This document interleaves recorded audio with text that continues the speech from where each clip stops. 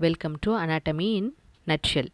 In this video, we are going to see atypical ribs, that is, details of the first rib. In the last video, we have seen the typical rib features. The link given in the description box. Watch the video.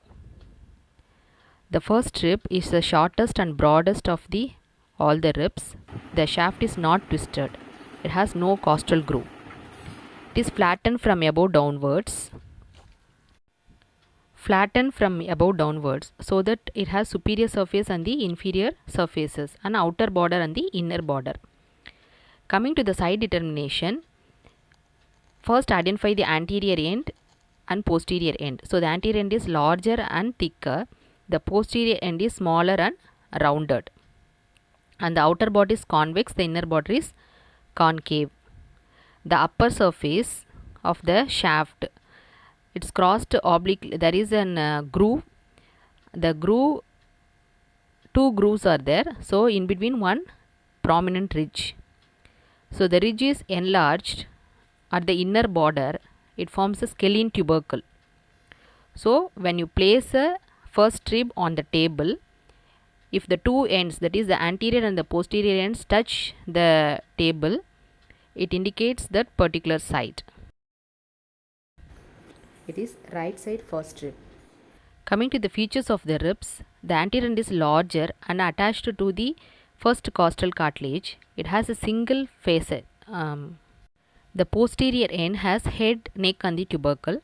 The head is small and rounded and has a single facet for the articulation of the first thoracic vertebra. The neck is rounded and directed laterally and backwards and upwards. The tubercle is very large and it articulates with the transverse process of the first thoracic vertebra to form the costo-transverse joint. The shaft, already said, upper and lower surfaces, outer and inner borders. The upper surface is marked by two grooves separated by a ridge. The ridge on the inner border is prominent and form a tubercle. It's called the scalene tubercle. The lower surface is smooth and has no costal groove. The outer border is convex, thick in the posterior aspect, thin in the anterior aspect. The inner border is concave. Coming to the attachments, the head articulates with the first thoracic vertebra. The neck is related from medial to lateral side. Is the sympathetic chain, posterior intercostal vein, superior intercostal artery and the first thoracic nerve. We can use the mnemonic, the chain pulling a van. That is, chain is sympathetic chain, van, V-A-N, vein, artery and nerve. And superiorly the neck is related to the deep cervical vessels and the 8th cervical nerve. The superior surface, two grooves. The anterior groove lodges the subclavian vein. The posterior groove lodges the subclavian artery and the lower trunk of the brachial plexus.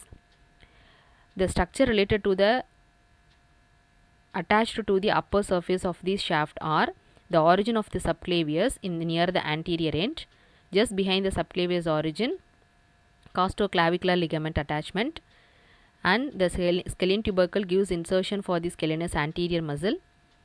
Posterior to the scalenus anterior and the subclavian artery, the scalenus medius muscle insertion.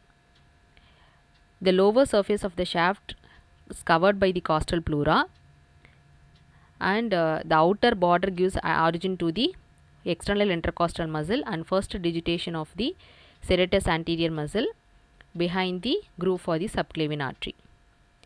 The inner border gives attachment to the suprapleural membrane, otherwise called Simpson's fascia. The tubercle gives attachment to the lateral costo-transverse ligament. Coming to the ossifications, the first rib ossifies from one primary center and two secondary centers. The primary centers appears at the age of 8th week. The secondary centers, one for the head and other for the tubercle, appears at the age of puberty and unites at the age of 20 years. Thank you. Watch more videos in the Anatomy Nutshell channel. Further videos of the ribs uploaded later.